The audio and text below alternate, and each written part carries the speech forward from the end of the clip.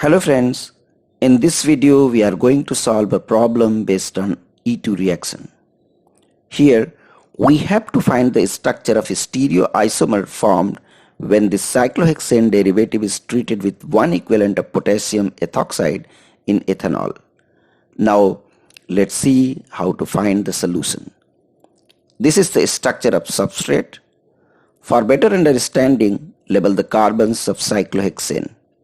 Here you can do arbitrary numbering because it is for your understanding only. Let's do the labeling as 1, 2, 3, 4, 5 and 6. Here we can see that there are two chlorine atoms. Since we are using only one equivalent of the base, so we will have to find the chlorine atom which is more prone towards the elimination under the given reaction condition. We can find that chlorine atom by drawing the substrate in its most stable chair form conformation.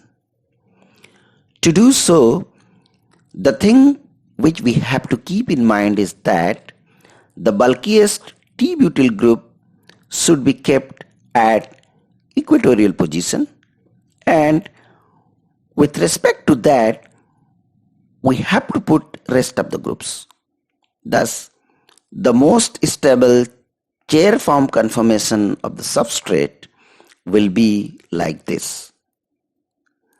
We know that for the elimination to occur, the leaving group should be at axial position. In this case, the chlorine at C2 is axial, while that at C6 is equatorial.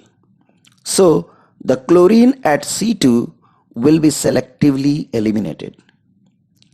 Let's introduce the beta hydrogen at C3. Thus, the ethoxide ion will abstract the beta hydrogen at C3, and at the same time formation of pi bond between C2 and C3 and elimination of chloride ion will give this stereoisomer. That's all in this video. Please subscribe my channel and press the bell icon if you like this video. Thank you very much for watching this video.